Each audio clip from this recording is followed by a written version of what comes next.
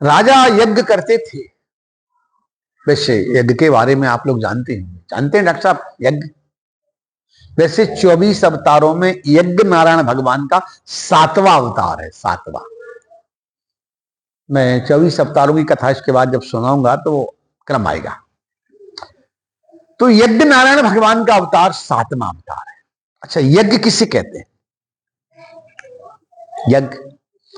यज्ञ में से 3 प्रकार का होता है और यज्ञ यज धातु से बनता है। यज धातु है और यज धातु में 3 सूत्र हैं।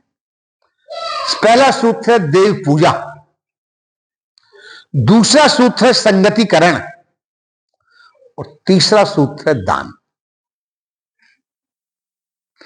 जब कभी किसी यज्ञ का शुभारंभ होगा तो 3 बातें मुख्य हैं। 3 बातें मुख्य। बगैर देवता की पूजा के यज्ञ शुरू नहीं होता।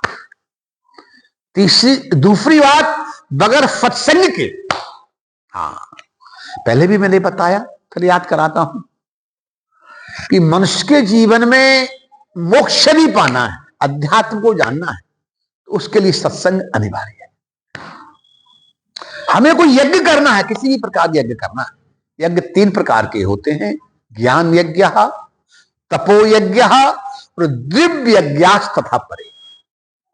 3 प्रकार के यज्ञ होते हैं। 3 प्रकार के यज्ञ में कोई भी यज्ञ हो। कौन कौन से यज्ञ होते हैं? ज्ञान यज्ञ। जैसे ये जो यज्ञ है, अभी ज्ञान यज्ञ चल रहा है। इसका नाम क्या है जो भी चल रहा है? ज्ञान यज्ञ। ज्ञान यज्ञ सत्संग। जैसे किसी भी पुराण होता है, भागवत हो, शिव पुराण हो, कोई भी, तो किसी भी पुराण के द्वारा जो ज्ञान मिलता है उसको ज्ञान यज्ञ कहते हैं, उसका नाम ज्ञान यज्ञ। तो यहां हर रविवार में जो सत्संग होता है, भागवत का सत्संग हो रहा है, तो यह भी ज्ञान यज्ञ है। जिससे हमारे जीवन में हमको ज्ञान की चर्चा प्राप्त हो, उसका नाम है ज्ञान यज्ञ। पहला है ज्ञान यज्ञ। दूसरा है दिव्य यज्ञ।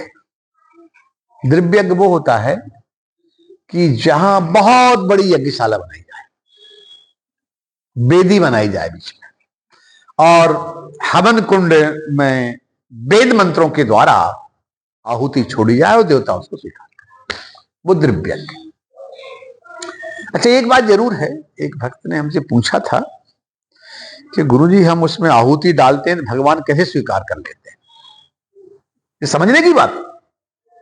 अपन हवन कुंड में यदि आहुति डाल रहे हैं तो भगवान आहुति कैसे स्वीकार करते हैं? आप लोग पता है? साबुन से। ठीक है, हम जो सुनते हैं वही तो बोलेंगे, इस बात को भी हम समझा देंगे अभी।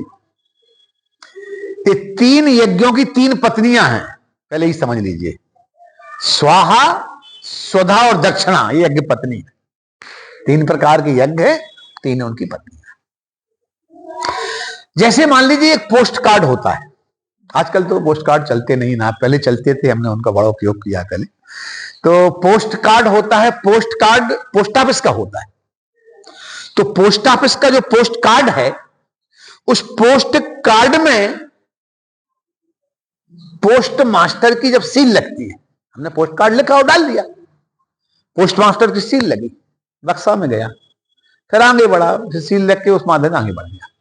जब तक हम पत्र पोस्ट कार्ड में नहीं लिखेंगे, पोस्ट बॉक्स में नहीं डालेंगे, पोस्ट मास्टर की सील नहीं लगेगी, तब तक वो आगे नहीं बढ़ेगा। बस ऐसे ही हमारा त्रिबंध यज्ञ है, दिव्य यज्ञ।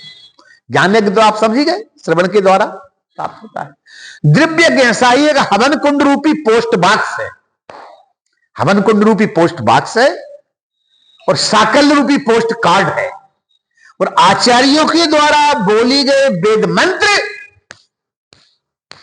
सील पोस्ट मास्टर की है। जब पोस्ट मास्टर रूपी सील वैदिक मंत्रों की लगती है, पोस्ट कार्ड रूपी साकल्य में, जब पोस्ट बॉक्स रूपी हवन कुंड में मंत्र पढ़ के छोड़ा जाता है, तो इस तरह से देवता झूम झूम कर उस आहुति को स्वीकार करने लगते हैं और हमारा दिव्य यज्ञ सफल हो जाता है। 3 प्रकार के यज्ञ हैं, ज्ञान यज्ञ, दिव्य यज्ञ और तीसरा है तपोयज्ञ। कौन सा यज्ञ है? तपोयज्ञ। अच्छा, तपोयज्ञ क्या है भाई? अरे यही तो सर्वोपरि यज्ञ है भैया, जिस यज्ञ की शिक्षा वासिष्ठ योग में वशिष्ठ जी ने राम जी को दी थी। सबसे बड़ा यज्ञ ये सबसे बड़ा यज्ञ। हाँ, इस यज्ञ का संबंध शरीर से नहीं होता, इसका संबंध इंद्रियों से होता है। अच्छा, अपन लोग यहां बैठे हैं सब, ठीक है। अब यहां से मान लो मन, क्यों भाई देवनारायण जी, बहुत दिनों बाद आई आपके यहाँ लक्ष्मी जी, इनका मन घर की ओर जाने लगे कि घर में कुछ काम है, बाकी हम छोड़ के जल्दी आ गए। तो ऐसे जाने वाले मन को हम पकड़ के यहां लाने का प्रयास जो करते हैं और उस प्रयास में सफल हो जाते हैं, तभी हमारे जीवन में तपोयज्ञ सफल होने का मार्ग आगे बढ़ता है। तपोयज्ञ का मतलब है इंद्रिय का संयम। तपोयज्ञ का मतलब है कामी क्रोध मध्य लोभ तजो, कामी क्रोध मध्य लोभ तजो और मिथ्या छल अभिमान, और इनसे मन को रोकिबो साचो व्रत पहचान। तपोयज्ञ का मतलब है इंद्रिय का संयम। तपोयज्ञ इंद्रिय के संयम से होता है। हम आसन लाकर बैठे भी रहें और इंद्रियों का संयम नहीं कर पाए तो यज्ञ की पूर्ण सफलता नहीं हो पाती। इसी बात का दिव्य ज्ञान, दिव्य उपदेश, दिव्य वाणी बंधो श्री कृष्ण भगवान ने अर्जुन को दिया। अर्जुन से ही तो भगवान ने कहा है, अभ्यास कौन्तेयो और वैराग्येण गृह्यते। अभ्यास, मन का काम है जाना,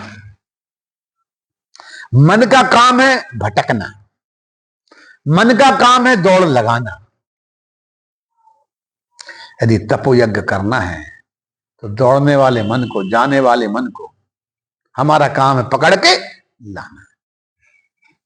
हमारा काम है जाने वाले मन को पकड़ के लाना, उसका काम है जाने का, हमारा काम पकड़ के लाने का।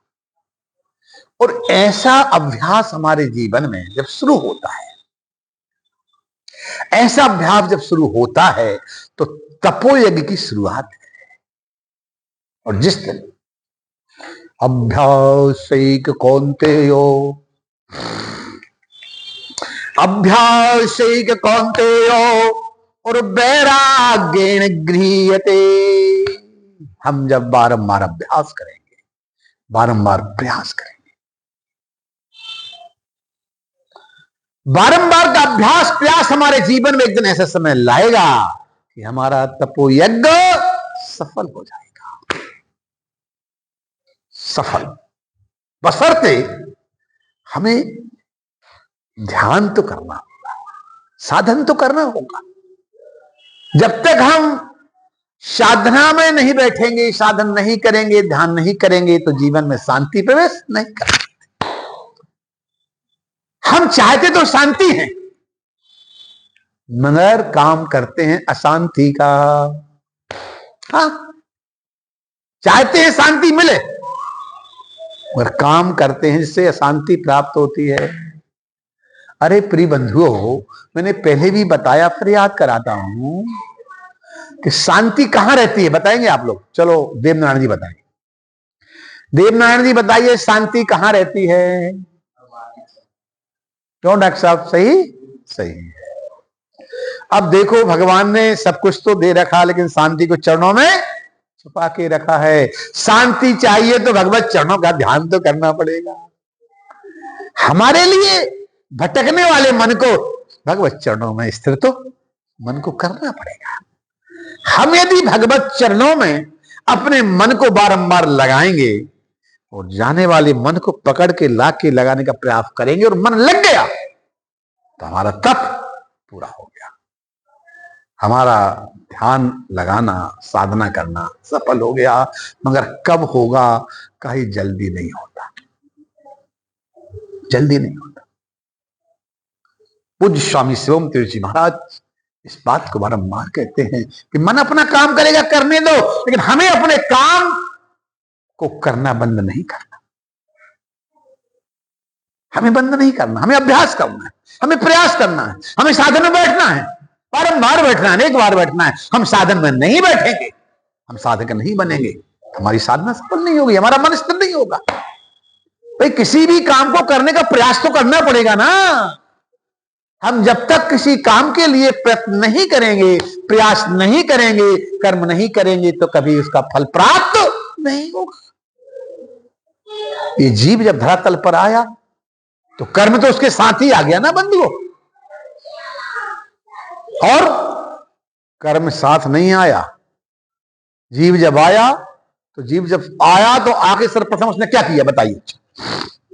जब जीव आता है क्या करता है, शुरुआत कहां से होती है? रोने से। क्या बात, जीव आता है क्या शुरुआत कहां से करता है? रोने से। अब ध्यान दीजिए, रोने से ही जिंदगी की शुरुआत हो रही है। ये तो कर्म ना, इसका स्पष्ट अर्थ है कि जब जब तुम संसार की माया की ओर जाओगे, संसार में आए तभी तो है, उसके पहले क्या होता है? तो ज्यों ज्यों संसार में जाओगे त्यों तो तुम्हें रोना ही पड़ेगा। ध्यान देना, हम आप हर क्षण, हर पल, हर श्वास में परिवर्तित हो रहे हैं। हमारी कोई श्वास ऐसी नहीं है कि जो हम पहले ले चुके हैं, जिस बाई को पहले लिया हम दोबारा ले रहे हो, कदापि नहीं। हम जो श्वास पहले ले चुके वो गई, दूसरी श्वास, नई श्वास धारण कर रहे हैं। अंदर की गंदी बाई को निकाल रहे हैं, बाहर की अच्छी बाई को प्राप्त कर रहे हैं। आशय मेरा कहने का यह है, हर क्षण हर पल हम बढ़ रहे हैं, वृद्धि की ओर प्राप्त है, मगर हमें ये समझ में नहीं आता, हमें इसका ज्ञान नहीं हो पाता, हमें पता नहीं है, मगर हम हर क्षण हर पल हर वक्त बढ़ रहे हैं, आगे की ओर जा रहे हैं। और जब जीव धरातल पर आया तब से रोना शुरू हो गया। और यदि हम उस जीव के आते ही जो रोए हैं और फिर भी परमात्मा से प्रार्थना करके क्या आए हैं कि गर्भ रूपी नरक से निकाल दो, तो अब हम इस गर्भ में आने का काम नहीं करेंगे, ये प्रार्थना करके आए। पता है ना आप लोग? अच्छा, क्या प्रार्थना की थी गर्भ के अंदर अपन ने? क्यों बताओ, दिन पता है? नहीं बोला, हम बता दें तो अक्सर बताएंगे। गर्भ के अंदर जब जीव रहता है तो परमात्मा से क्या प्रार्थना करता है? प्रार्थना यही करता है कि मुझे किसी भी तरीके से गर्भ से बाहर निकालो, और मैं गर्भ से बाहर निकालने के बाद आपका सारा दिन आपका ही गुणगान करूं। ये निवेदन करता है, गर्भ रूपी नरक में रहने वाला है जीवात्मा। गर्भ, अच्छा एक बात बताओ, आप लोग सोचोगे हम गर्भ रूपी नरक क्यों कह रहे हैं? अच्छा, नरक और स्वर्ग आप लोगों ने देखा? यही नरक है, यही स्वर्ग। उन नरक स्वर्गों की तो है, शास्त्रों में चर्चा है और है, कभी हम भी कर देंगे, कोई बात नहीं, लेकिन वो बात का है, मेरे जीवन से इस दिव्य उपदेश को प्राप्त करना चाहिए कि उस गर्भ नरक की चर्चा में मत फंसो। यहीं के गर्भ की और यहीं के स्वर्ग के, यहीं के नरक की बात को समझ लो। गर्भ जो है एक नरक है, गर्भ नरक है। और यहां पर जो घर में, जिस घर में हमेशा कलह होती है, जहां अशांति होती है, जहां असत्य बोला जाता है, जहां छल छिद्र पाखंड ईर्ष्या राग द्वेष भरा पड़ा हुआ है, वो नरक है बंधुओं। जहां सुमति है, जहां प्रेम है, जहां प्यार है, आपस में स्नेह है, सौहार्दपूर्ण वातावरण है, एक दूसरे को समझकर सदा सत्य भाषण किया जाता है बंधुओं, वही स्वर्ग है। एक पति पत्नी सदा झगड़ते रहते हैं, नरक बना लेते हैं। कथाएं तो बड़ी विस्तृत है।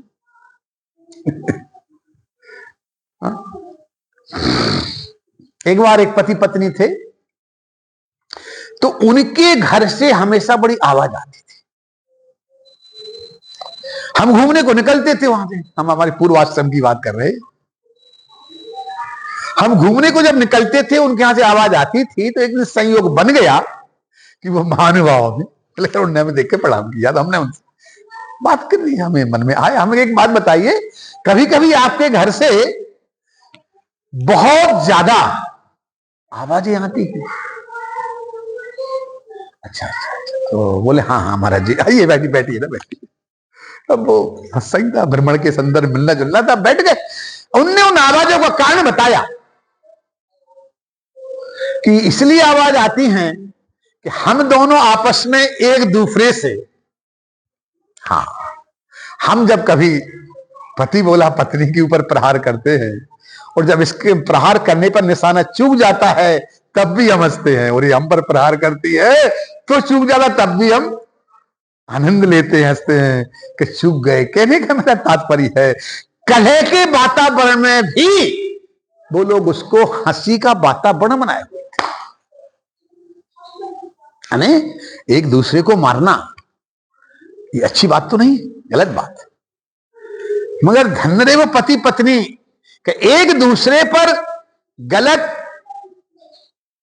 कुछ निशाने से मारे, तो उस निशाने की मार को चूक जाने में हंसी में लेते थे, और एक दूसरे पर हंसते थे, और उस वातावरण को मनोविनोद में प्रेम में बनाते थे। कहने का तात्पर्य यह है कि मनुष्य के जीवन में जहां शांति है, कलह से ऊपर उठ जाता है, वहां एक शांति का वातावरण भी स्वर्ग का सुख देता है। वैसे शास्त्र में स्वर्ग के लिए लिखा है, स्वर्ग स्थिता नाम जीव लोके चत्वारि चिन्हानि वसंति देहे, दान प्रसंगां मधुराच वाणी और देवार्चनम ब्राह्मण तर्पणंचो। दान प्रसंगा, किसी भी तरह के दान के कार्य में सबसे आगे हाथ बटाना, पहला काम। ये चार गुण जिस व्यक्ति में होते हैं वो स्वर्ग से आया, स्वर्ग में जाएगा, ऐसा शास्त्र में लिखा है। पहली बात दान प्रसंग। दूसरी बात मधुराच वाणी, ये बड़ी प्रिय बात है। जब कभी बोलो तो मधुर बोलो। मैं तो भैया जब जब कई बार देखता हूं तो कई देवियों के मुख से फूल झरते हुए देखता हूं। आप लोगों ने देखे कभी? क्यों भाई? देवियों ने देखे होंगे, आपस में देख, कौन बताएगा? फूल झरते हुए शर्मान जी आप बताएंगे?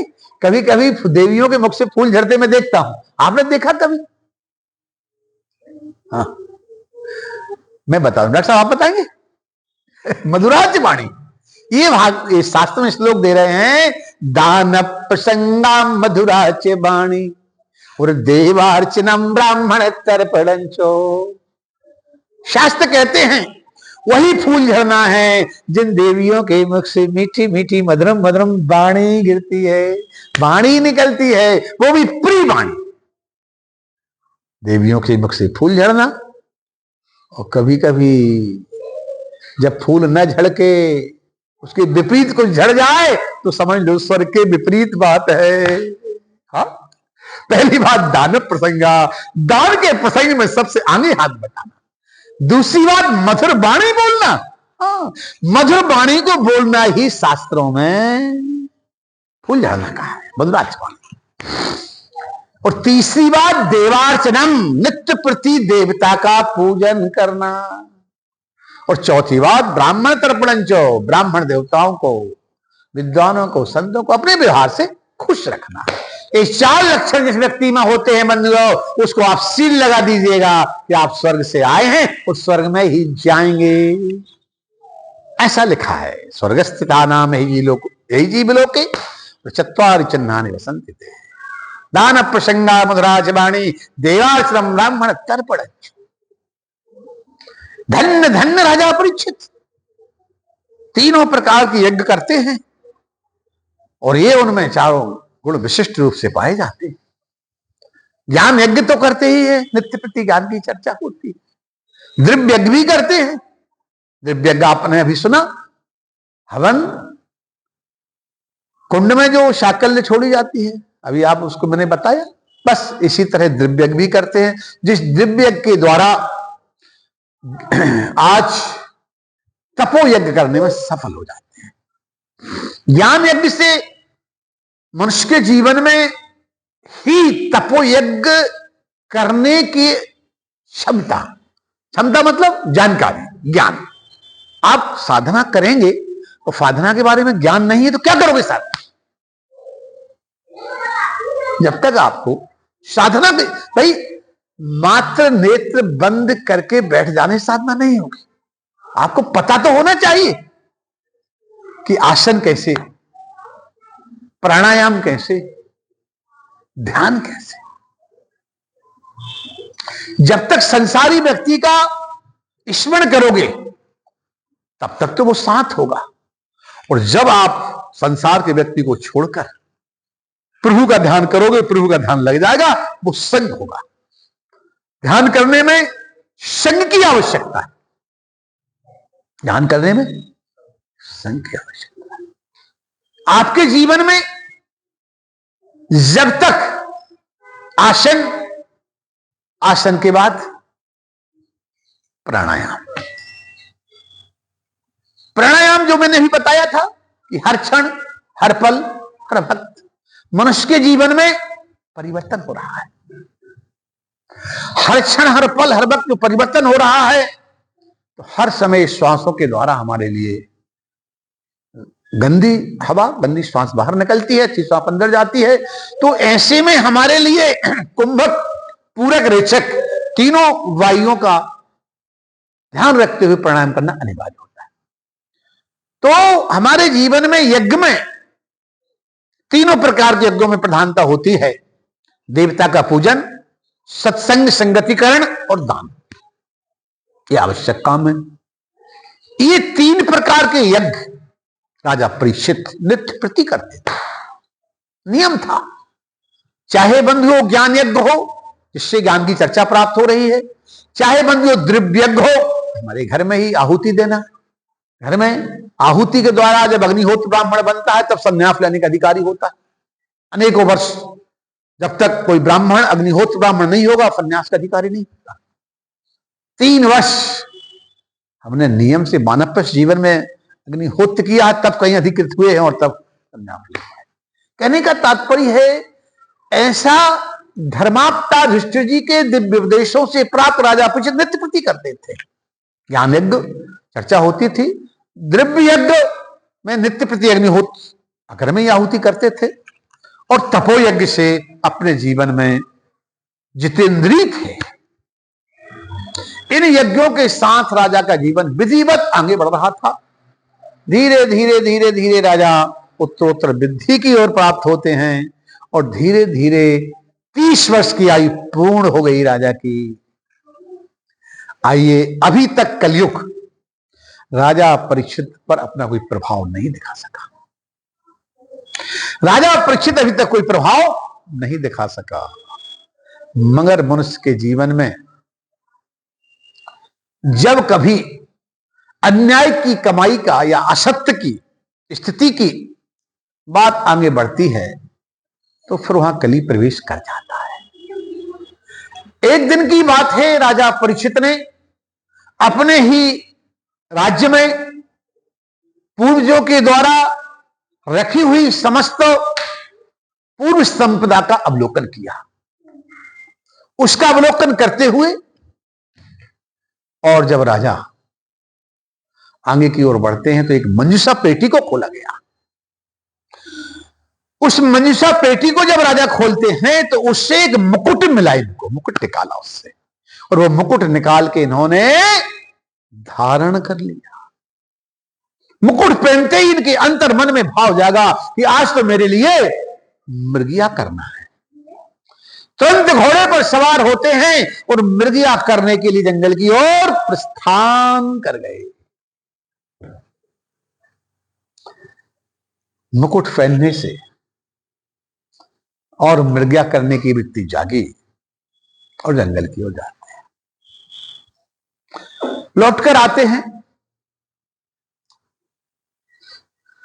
बंधुओं, जब लौटकर आए तो आने लगे तो इनके जीवन में इनका मन उद्विग्न हुआ, अशांत हुआ, और अशांत चित्त मन के द्वारा आ ही रहे थे कि रास्ते में इनको कलयुग मिल गया। कलयुग एक काले वर्ण का राजा है।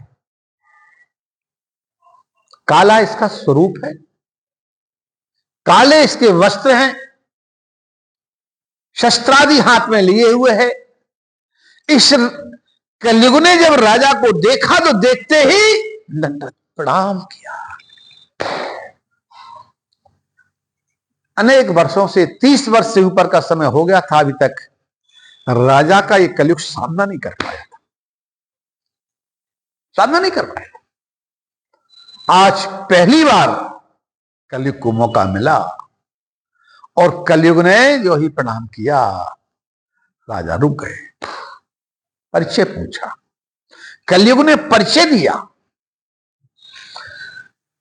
मैं 3,32,000 वर्ष राज्य करने के लिए आया हूं, मगर उसमें आपकी आज्ञा की आवश्यकता है। यो सर उन्होंने कहा तो कही तुम्हारा परिचय जब ये है और राज्य करने आए हो, कहां रहोगे? तो कहा आपकी जहां कृपा हो जाएगी, आज्ञा हो जाएगी। तो प्रिय बंधुओं, आज राजा ने दूतः पानम स्त्रियः सूनम ये वरदान देना प्रारंभ कर दिया। पहला वरदान दिया, दूता आने जहां लोग शराब पीते हो। कलयुग हमारे राज्य में तुम कदापि नहीं रहोगे, आज्ञा करिए कहां रहना है भगवान? कि जहां लोग शराब पीते हो वहां तुम रहोगे। ठीक है। दूसरा वरदान दिया, जहां पर लोग मांस खाते हो, मतलब जीव की हिंसा होती हो, जहां जीव की हिंसा के बाद मांस खाते हैं वहां कलयुग तुम रहोगे। पहला शराब का दिया, दूसरा हिंसा का दिया, तीसरा जुआ खेलने का दिया, कि जहां पर लोग जुआ खेले वहां कलयुग तुम रहोगे। चौथा वरदान दिया, जहां पर आसक्ति रहती हो, हां आसक्ति, ये बड़ा महत्वपूर्ण वरदान दिया। आसक्ति एवं स्वर्ण, प्रायः मनुष्य की आसक्ति कंचन और कामनी में अधिक होती है। स्वर्ण में, कंचन आने स्वर्ण और कामनी आने स्त्री, तो स्त्री में स्वर्ण में अधिक आसक्ति होती है, इसलिए चौथा ये वरदान दिया। पांचवा वरदान दिया, आसक्ति का ध्यान देने की बात है कि कंचन और कामनी में आसक्ति है, इसलिए ये वरदान दिया। अब राजा की आसक्ति कहें या उस मुकुट से प्रेम कहें जो सिर में धारण किए थे। भाई पूर्वजों की कमाई के द्वारा मुकुट प्राप्त था, मगर कुछ तो उसमें प्रेम आसक्ति थी कि मुकुट को धारण किए थे। तो पांचवा वरदान दे दिया कि जाओ तुम स्वर्ण में रहो, लेकिन स्वर्ण में रहो ये नहीं, जहां पर आसक्ति रहेगी, मनुष्य की आसक्ति होती है कंचन और कामनी में, इसलिए स्वर्ण में यदि आसक्ति है तो वहां भी जाकर जो पांचवा वरदान स्वर्ण का दिया, तो राजा के मुकुट पर उखल जाकर कर गया, प्रभाव हुआ। और उसी समय राजा जब घर आते हैं, आने के बाद उनके चेहरे में जो पहले दिव्य तेज था घर से जाने के समय, वो नहीं दिखा। तुरंत उन्होंने घर आकर मुकुट को उतार कर जब रखा तो थोड़ा सा रिलैक्स हुआ, थोड़ा ठीक लगा। अब उनकी रानी साहिबा पास में आई, उन्होंने हाथ जोड़े, कहा राजन समझ में नहीं आया, आपके अभी आगमन में आपका जो दिव्य तेज था वो अदृश्य था,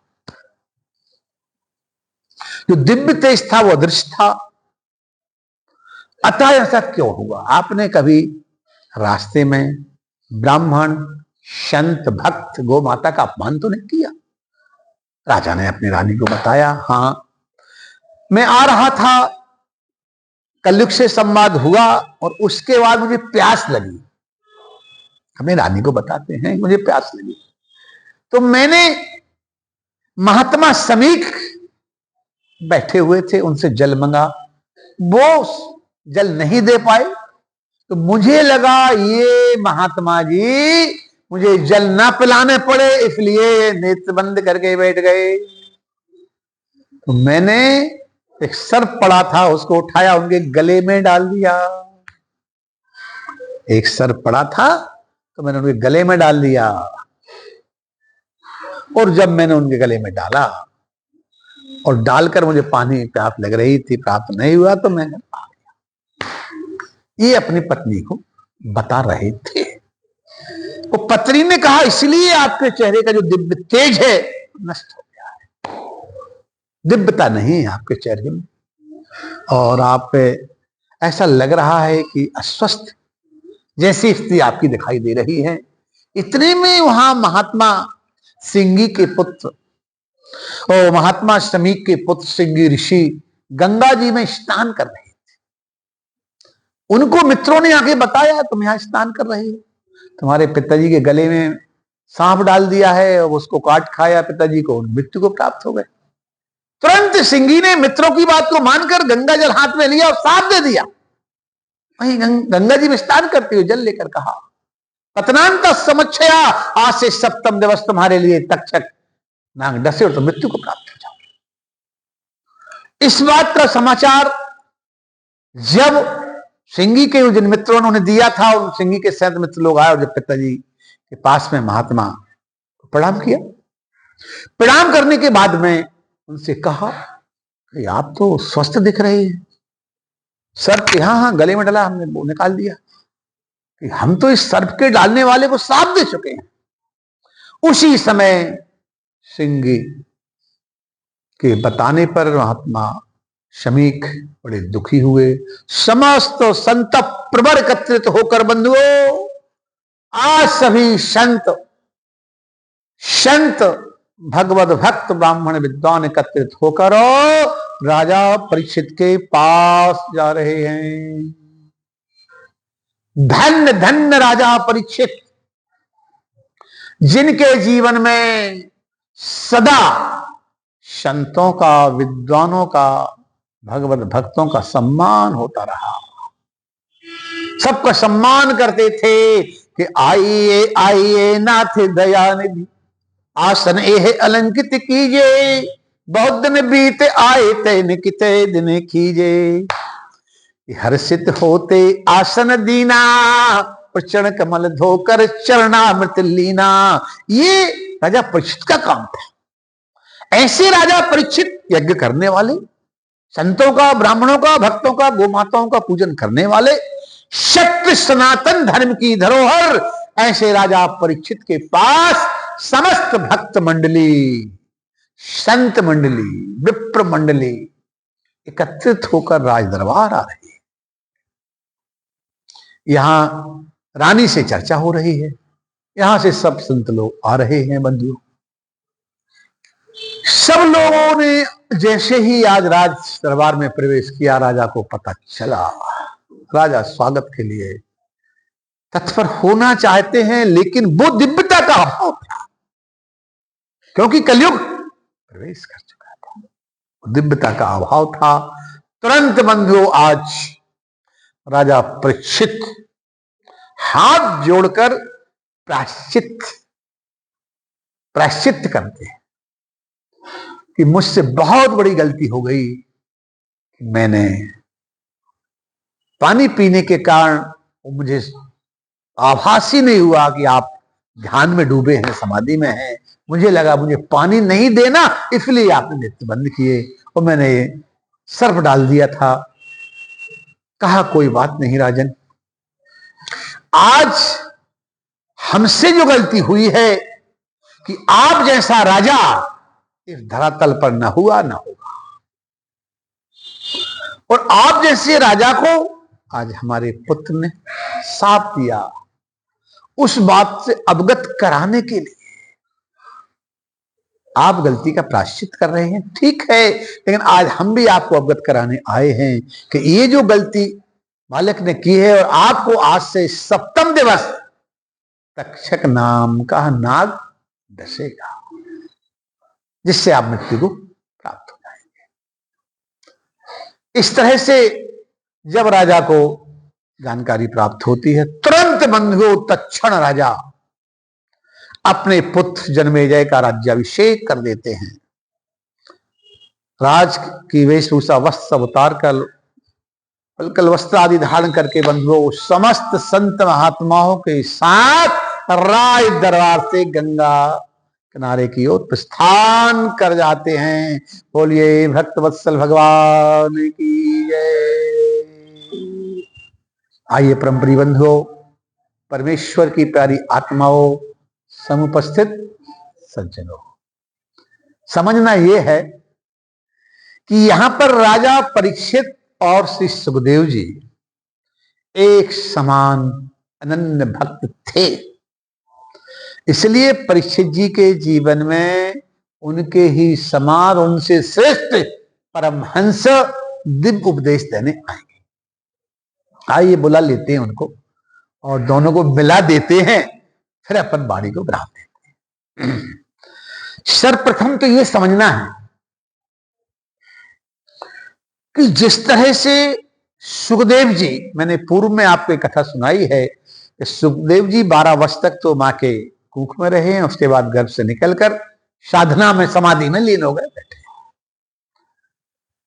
लेकिन जब सबको पता चला, कंदराओं में, गुफाओं में, पहाड़ों में जो संत महात्मा ऋषि प्रवर सप्तर्षि आदि सभी लोग प्रतीक्षा कर रहे थे, इंतजार कर रहे थे कि कब सुखदेव जी महाराज समाधि से उठें और राजा परीक्षित गंगा किनारे आए और दिव्य उपदेश का शुभारंभ हो और हम सब के सब उसमें सम्मिलित हो। आइए बंधुओं, वह सबकी प्रतीक्षा, सबका इंतजार आज परिपूर्ण होने जा रहा है कि जो दिव्य तपस्वी अनेक वर्षों से तपस्या में संलग्न थे और भी सप्तर्षि वगैरह अन्य अन्य जो भी साधु संत महात्मा सब प्रतीक्षा में थे, वो सबका समय आया। आज गंगा के किनारे सुखताल में श्री सुखदेव जी का जब आगमन हो रहा है, यम प्रव्रजंत मनुपेति मपेति कृत्यम द्वैपायनो गृहीतातरया जुहावो पुत्रेति तन्मयतया दर्वोभिनेदुस्तं सर्वभूत हृदयं मुनिमानितोऽस्मि। सर्वप्रथम सुखदेव जी महाराज जब समाधि से उठते हैं, गंगा किनारे की ओर आना चाह रहे हैं, उसी समय लोग उनको पहचान नहीं सके।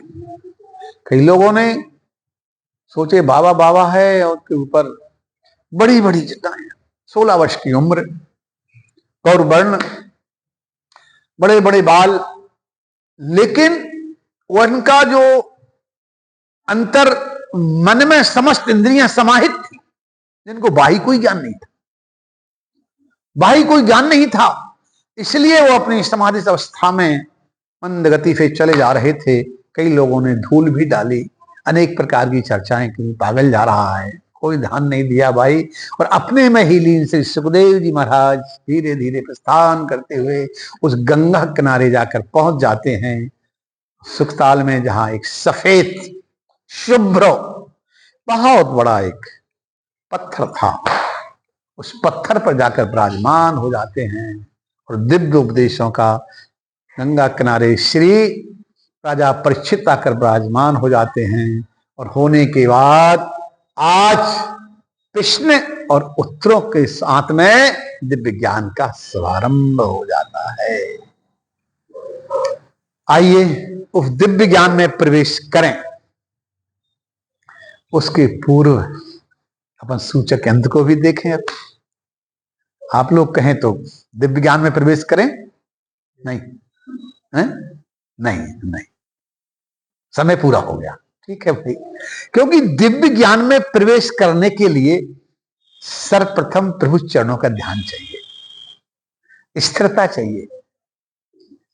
जब तक स्थिरता नहीं है, मन अशांत है, अशांत मन से कभी हम दिव्य ज्ञान को प्राप्त कर ही नहीं सकते। इसलिए आप दिव्य ज्ञान में प्रवेश करेंगे आने वाले रविवार में। उसके पूर्व समय पूर्व हुआ, इसलिए वक्ता यथा वक्ता तथा श्रोता दोनों का मिलन हो गया। उन दोनों के चरणों में अपन सब प्रणाम करते हैं। बोलिए श्री सुखदेव जी महाराज की जय।